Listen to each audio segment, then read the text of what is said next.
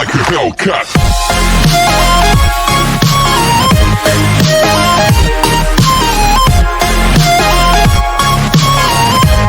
So part 2 में हमने देखा कि जीवू अपनी जान बचाने के लिए जुंगी को ज़बरदस्ती किस कर देता है, जिस बात से जुंगी बहुत ही ज़्यादा गुस्से में थी। और फिर जब जीवू फिर से जुंगी को अपने साथ ले जाकर उसे फिर से ज़बरदस्ती किस करने वाला होता है, मगर इस बार ये जुंगी उसे अपने बिल्कुल भी क्लोज नहीं आने देती, बल्कि ज़ोर ज़ोर से चिल्लाती है, जिस वजह से जीवू की रशियन गर्लफ्रेंड उसे देख लेती है और बोलती है कि ओ अच्छा, तो तुम यहाँ हो, जिसे देखकर जीवू बहुत ही ज़्यादा शॉक में था। अब इन दोनों को पकड़कर बाहर लाया जाता है, जहाँ जीवू फिर से अपनी जान बचाने के लिए इंग्लिश में जुंगी को अपनी गर्लफ्रेंड बताने लगता है। तो इस पर उसकी रशियन गर्लफ्रेंड बोलती है कि ऐसा कैसे हो सकता है कि तुम मुझे छोड़कर इस रबिश लड़की को पसंद करो। तो जीवू बोलता है कि ये ट्रू लव है, मगर जुंगी को इन दोनों की इंग्लिश कन्वर्सेशन बिल्कुल भी समझ नहीं आ रही थी। रशियन गर्लफ्रेंड बोलती है कि ठीक है, अगर ये लड़की मुझे हराती है तो मैं चुपचाप तुम्हारी लाइफ से चली जाऊंगी, क्योंकि मैं भी तो देखूं आखिर इस लड़की में ऐसी क्या खास बात है जो मुझ में नहीं। जिस बात के लिए जीवू मान जाता है और जुंगी से ड्रिंक कंपटीशन में पार्टिसिपेट करने के लिए बोलता है। जुंगी पूछती है कि भला मैं ऐसा क्यों करूं? तो इस पर जीवू जुंगी को ऐसा करने के बदले में बहुत सारे पैसे देने के लिए बोलता है। जुंगी सोचकर बोलती है कि ठीक है, मगर मैं पूरे $2000 लूंगी, जिस बात के लिए जीवू मान जाता है। कंपटीशन स्टार्ट होता है, जहां दोनों ही लड़कियां बहुत ज़्यादा ड्रिंक करती हैं और फिर एक टाइम ऐसा आता है जब रशियन गर्ल हारने लगती है और जुंगी उसके सामने पूरे 2 गिलास पीकर कंपटीशन को जीत जाती है। तो ये देख जीवू बहुत ही ज़्यादा खुश होता है, क्योंकि आज वो जुंगी की वजह से बच गया। और साथ ही रशियन गर्लफ्रेंड भी जुंगी की तारीफ करती है कि हाँ, तुम सच में बेस्ट हो, इसलिए मैं तुम्हारे लिए जीवू की जान बख्शती हूँ। तो ये सुन वो भी काफ़ी खुश होती है। जुंगी जीवू से अभी अपने पैसे मांगने लगती है, क्योंकि उसको जीवू के ऊपर बिल्कुल भी यकीन नहीं था, इसलिए जीवू तभी ATM जाकर जुंगी को पैसे निकाल कर देता है, मगर ज़्यादा ड्रंक हो जाने की वजह से जुंगी वहीं ज़मीन पर गिर के बेहोश हो जाती है। तो ये देख जीवू हंसता है और फिर जुंगी को अपने साथ अपने होटल रूम ले आता है, जहाँ जुंगी बहुत ही अजीब और गरीब हरकतें करने लगती है कि तुम्हें पता भी है कि मैं किसकी बेटी हूँ? अपने पापा की, जो शहर के सबसे बड़े पियक्कड़ इंसान थे, तभी तो उन्होंने मेरा नाम सोजू रखा था। तो ये सुन जीवू हैरान होता है। और फिर फ्लैशबैक में हम देखते हैं कि जब जुंगी के फादर ने नशे की हालत में जुंगी के बर्थ सर्टिफिकेट पे उसका नाम सोजू कर दिया था, तो इस वजह से जुंगी बहुत ही ज़्यादा रोया करती थी और अपने डैड से नाम चेंज करवाने के लिए बोलती थी, क्योंकि स्कूल में सभी लोग उसके इस नाम का मजाक बनाते हैं, मगर उसके डैड उसकी कभी नहीं सुनते थे।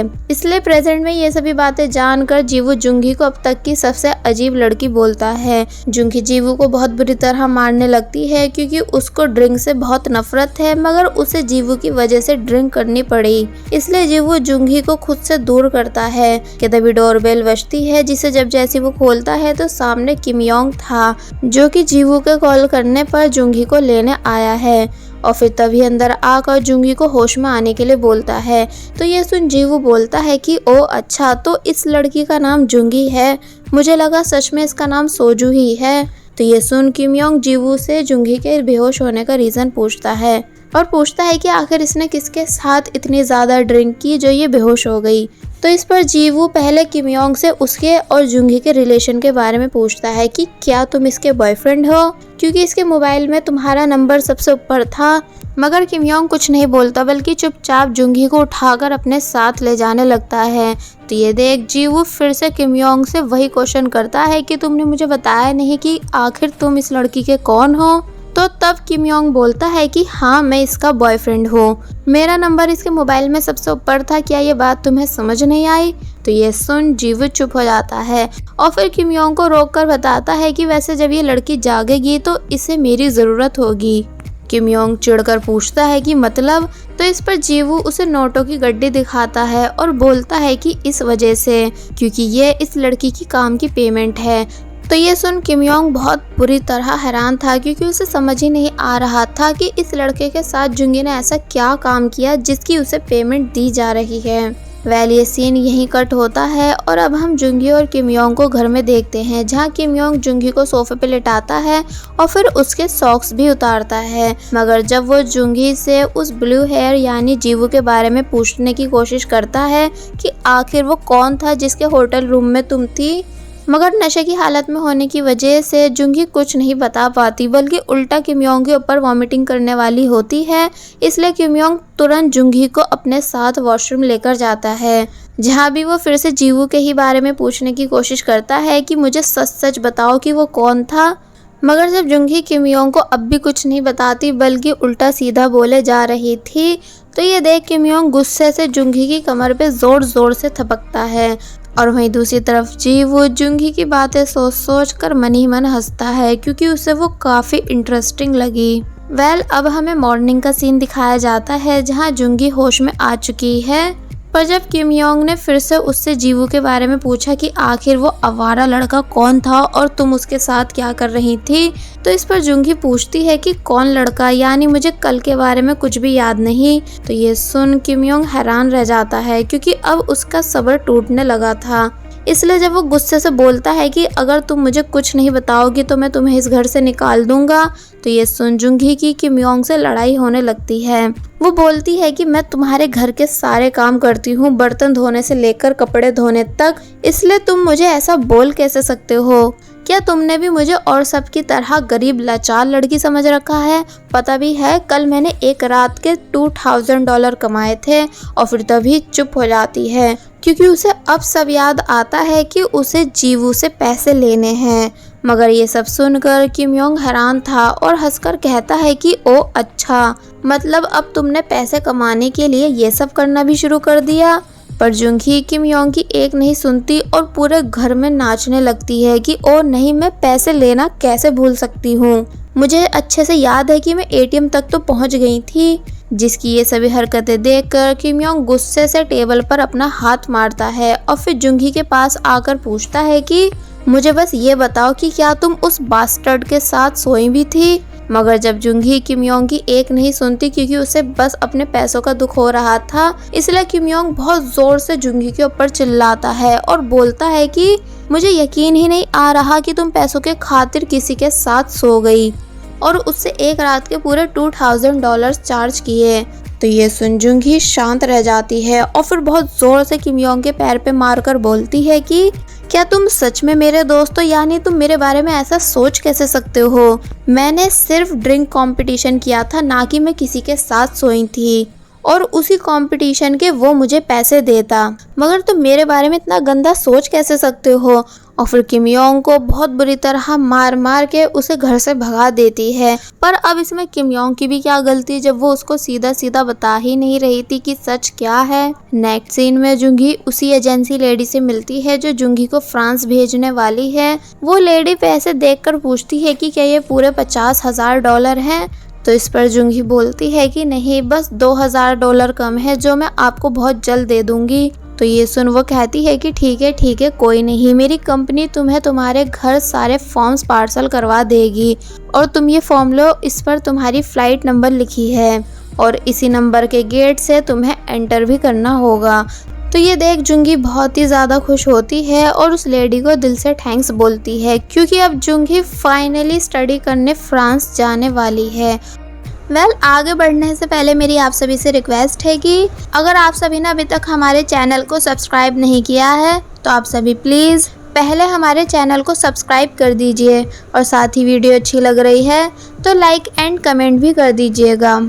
और वहीं दूसरी तरफ जीवू येजी के साथ शॉपिंग पे आया होता है, जहां येजी जीवू से उसके लिए ड्रेस चूज़ करने के लिए बोलती है। मगर जब जीवू मना कर देता है क्योंकि उसे इन सभी बातों में बिल्कुल भी इंटरेस्ट नहीं, तो वो उससे बच्चों की तरह कूद कूद के जिद करने लगती है। दूसरी तरफ हम देखते हैं कि जुंगी भी इसी मॉल में किम योंग के लिए गिफ्ट बाय करने आई हुई है। मगर जब उसे उस टाई के प्राइस पता चलते हैं तो वो चुप हो जाती है। देन ये जी बाहर आती है जो कि अब काफ़ी सारी शॉपिंग कर चुकी है, मगर जब बातों बातों में उसे पता चलता है कि जीवू फिर से बहुत जल्द कोरिया छोड़कर जाने वाला है, तो ये सुन वो काफ़ी हैरान थी और बोलती है कि अगर तुमने ऐसा किया तो इस बारी मैं भी तुम्हारे पीछे पीछे उसी कंट्री आ जाऊंगी जहाँ तुम रहोगे। तो ये सुन जीवू हैरान होता है कि तभी ये जी की नज़र एक स्टॉल पे पड़ती है जहाँ सभी लोग अपने अपने लव के लिए कप्पे ड्रॉ कर रहे थे, इसलिए ये जी भी वहाँ आकर जीवू के साथ ड्राइंग करने लगती है, जहाँ हमें जुंगी को भी दिखाया जाता है जिसने किम योंग के लिए कप्पे पेंट किया और फिर बहुत ही ज़्यादा खुश होने लगी। और फिर जब रात में किम योंग वापस घर आता है तो वो अपने सामने जुंगी का लाया हुआ गिफ्ट रखा देखकर काफ़ी ज़्यादा खुश होता है और फिर उन शूज़ को देखने लगता है जो कि वो भी जुंगी को एज ए सॉरी बोलने के लिए लाया है। और वहीं दूसरी तरफ जुंगी अपनी नाइट शिफ्ट जॉब पे आकर सभी कामों को अकेला पूरा कर देती है। तो ये देख सभी आंटीज काफ़ी ज़्यादा खुश थी और फिर जब जुंगी बताती है कि आज यहाँ उसका लास्ट डे है क्योंकि फिर वो स्टडी करने फ्रांस चली जाएगी एंड उन सभी को काफ़ी ज़्यादा मिस भी करेगी, तो ये सुन सभी आंटियाँ जुंगी के लिए काफ़ी ज़्यादा खुश होती हैं और बोलती हैं कि आखिरकार तुमने कर ही दिखाया। और फिर सभी जुंगी को टाइटली हग करके कॉन्ग्रेचुलेशन भी बोलती हैं। और वहीं दूसरी तरफ जीवू उसी लड़के के मेमोरियल पे आता है जो कि उसे अपनी पास्ट की मेमोरीज में दिखता है। और फिर यहाँ से हम एक फ्लैशबैक देखते हैं जहाँ जीवू के सभी फैमिली मेंबर्स बैठ के उसी लड़के यानी मिनजुन का बर्थडे सेलिब्रेट कर रहे हैं, जहाँ येजी और उसकी मॉम भी हैं क्योंकि आई थिंक मिनजुन येजी का ब्रदर था। पर तभी हमें दिखाया जाता है सभी लोग किसी जंगल जैसी जगह पर हैं जहाँ मिनजुन मर चुका है और उसकी मॉम उसके लिए बहुत जोर जोर से रो रही है। और साथ ही येजी भी अपनी मॉम की ऐसी हालत देखकर काफ़ी ज़्यादा परेशान है, जहाँ जीवू भी मिनजुन को ज़ोर ज़ोर से चिल्लाकर उठने के लिए बोलता है। प्रेजेंट में हम देखते हैं कि जीवू वापस घर आ चुका है और इन सभी बातों को सोचकर सैड है, पर मिनजुन के डेथ के पीछे की सारी सच्चाई क्या है ये हमें बाद में बताया जाएगा। और वहीं दूसरी तरफ येजी उन दोनों मग्स को देखकर बहुत ही ज़्यादा खुश होती है जो उसने जीवू के साथ पेंट किए थे, मगर जब जैसी उसकी मॉम रूम में आती है तो वो उन मग्स को छुपा लेती है।